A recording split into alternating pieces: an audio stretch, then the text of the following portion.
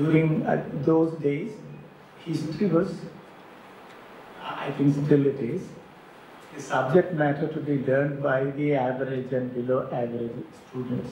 So always there was this problem.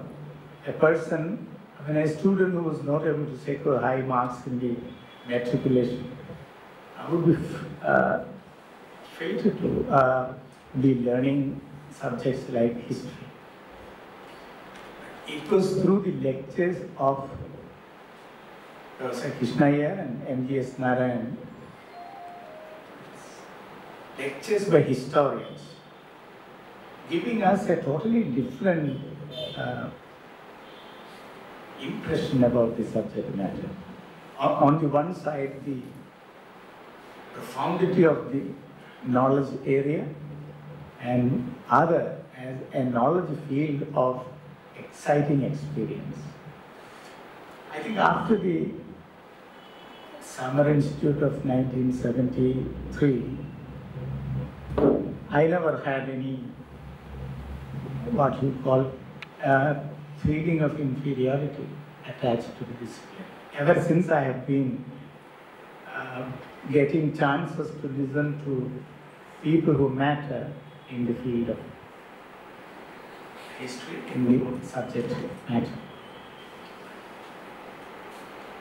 Now, my lecture today is Kerala's contribution to the invention of calculus.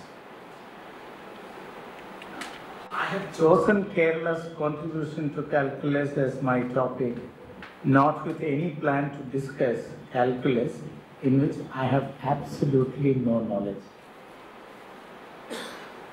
I only know that it's a system of calculation based on the summation of infinitesimal differences and used for finding areas or volumes of unusual shapes, as well as for measuring the rates of change.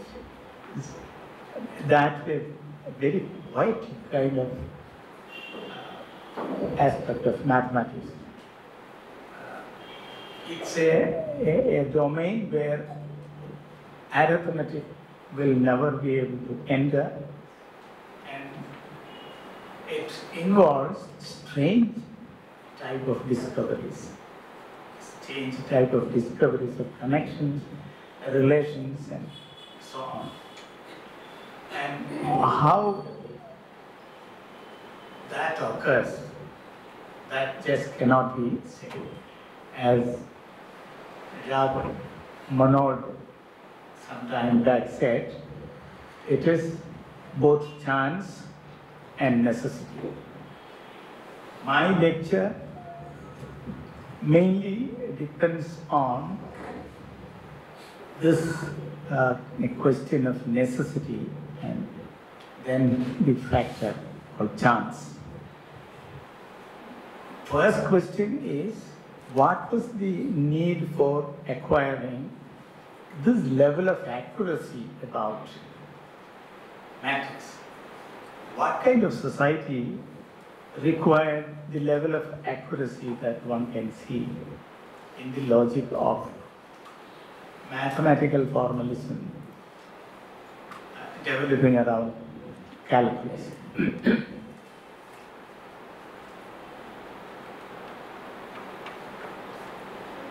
Now, calculus deals with the properties of derivatives and integrals of functions. Until recently, who discovered the calculus was disputed between Leibniz and Newton. It's a matter of worldwide recognition now that the concept of infinity and knowledge of power series goes back to Madhava of Sangamagrama, circa 1340, 1425 Common Era. Since it is G.W. Leibniz, 1646-1716 Common Era, who had published his notation and differential method after Madhava, the power series in initial phase of calculus has been referred to these days as Madhava-Leibniz series. Madhava's method was improved upon by Putumana Somayaji, circa 1410-1490, Common Era. Nilakanta Somayaji, 1444-1544, Common Era. And Deva, circa 1500-1610, Common Era. Recent studies show that Deva's Yukti Bhasha is the first text in calculus, the first text ever written in the world, and that even in Malayalam. This, in fact, inspired me to choose this subject and tell people, certainly history, which is my subject of interest, but at the same time pointing to a social history background of knowledge creation, knowledge production, and where such a fantastic discovery took place, and that even in a small area, basically in two villages.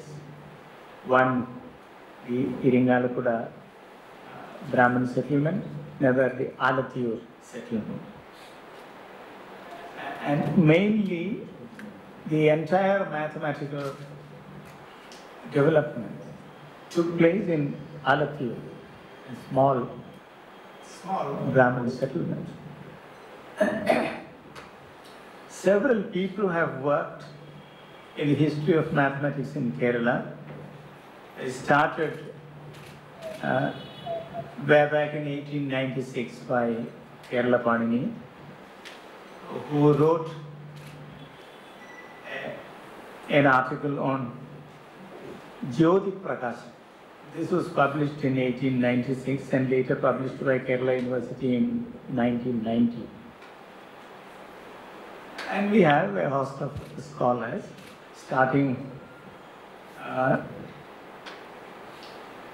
doing the history and also editing and publishing the original text. I learned from MGS that two people who took initiatives in editing Yukti Bhasha were his teachers. Ayyar and Ramavarma. I think Ramavarma was also his teacher. This was published in 1928 by Mangalodayam Press. Then there is a gap, and in the formal way, the area was researched by Rajagopal C.T. and A. Venkatraman. Their paper, published in 1949, talked about the sine and cosine power series in Hindu mathematics. Then Rajagopal and T.V. Ayyar wrote another paper on the Hindu proof of Grigori series in Scripta Mathematica, a quarterly journal devoted to the philosophy, history, and expository treatment of mathematics. This was published in 1952. Then, based on Ayyar Rajavarma's Jyoti Prakashan, M.T. Srinivas and M.S. Srinivas wrote a paper, Modification of the Earlier Indian Planetary Theory by the Kerala astronomers. This was mainly a study on Nilakanta Somayaji. I think the person who internationalized the whole question, George Georgis Joseph, and he first wrote his book, The Crest of the Peacock, Penguin Study, published in 1976. And then he developed his interest in Kerala mathematics.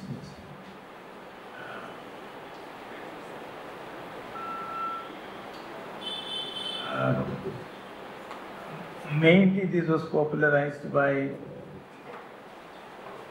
K.V. Sharma by publishing the text, editing the text and so on. And George took it up. And his main question was, how did Europeans get calculus? How did calculus get transmitted from Kerala to Europe? That was his question. And he had a very strong hunch that the Jesuits must have carried this to Europe. And it was K.V. Sharma who developed the concept of Kerala School of Mathematics, which I don't think makes any sense. There isn't anything called Kerala School of Mathematics, because mathematics is a domain where you discover strange relations which may be amenable to reckoning. There is no Kerala way of doing this, or you don't find any specific philosophy of mathematics forming the foundation for thinking mathematics. When someone says 3 plus 4 will make 7, it's simple arithmetic. Like that. A long time back, Pythagoras said 3 square plus 4 square is equal to 5 square. That's the mathematical statement. Everybody will not be able to explain that. Although everybody will be able to understand that 3 plus 4 make 7. Now, such interesting mathematical statements were coming up, and these were all one-time discoveries. These are not inventions or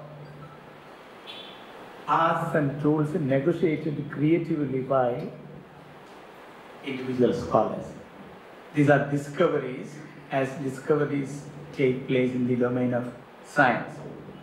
What is really surprising is how in the past, in the 14th century, in the 15th century,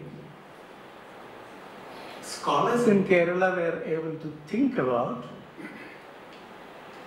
the strange relationships. Of course, anybody would encounter strange designs, strange forms, strange objects, morphologically strange objects. Now, how to measure them certainly could be a question, and people might have encountered that problem. But how to make an equation of certain things? This will not just happen as part of constant thinking about a problem. The necessity alone will not be enough, because this is not empirically given. Just like science. Science is not empirically given. Like that, mathematical equations are not empirically given. How the equals strike your attention, how you discover that it's certainly a jump. It's not a linear progression, but at once creation of a rupture and then landing on a logically tenable terrain. That is the surprising thing. Now, which is rendered plausible in a classroom today thanks to the knowledge language. There is a language of mathematics which was not there in those days. We find certainly certain terms coined by the mathematicians, but the language which I would call as a knowledge language was not enough in those days. If you examine the text, Yukti Bhasha, you will know that. But it's with amazing clarity and a methodologically perfect structure that Jyeshtadeva or the Brahmadattan Nambudiri is trying to communicate. And definitely the text was written with pedagogic intention. The idea was to teach people and also to deliver knowledge beyond the Nambudiri scholars. The idea was to pick the best ones and see how this would be carried forward. And he had understood pretty well that this required people with genuine interest in mathematics and had certainly understood what is called the mathematical imperative. Mathematics itself as the motor. For that, people need not necessarily be competent if he had restricted his disciples to the Brahmin community alone, Nambudiris alone. And his adoption of what he certainly learned in Sanskrit and perhaps wrote in Sanskrit first, because it's well known that there is a manuscript called Ganita Yukti, a Sanskrit text, which was noticed in Madras Oriental Manuscript Library. And the text, these two texts were compared by Akhileshwar Ayyar and Ramavarma, and they have noticed the similarities. And it's quite possible that Jyeshtadeva originally wrote it in Sanskrit and then he translated it, obviously for making it available to a larger range of people. That's the reason why I'm saying there was a pedagogic project behind the whole thing when he wrote it.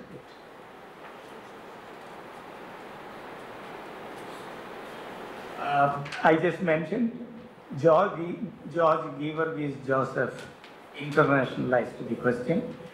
The latest is the work which is now in press by P.P. Divakaran, who deals with the comprehensive history of mathematics in India. He says, Jyeshtadeva seems to have felt free to let the mathematical imperative take over. Mathematics has become its own motive force. It's difficult to say how much of this concern with method goes back to Madhava himself and how much is part of Nilakanta Jyeshtadeva project. But there can be no doubt that the brilliant hard mathematics for which it served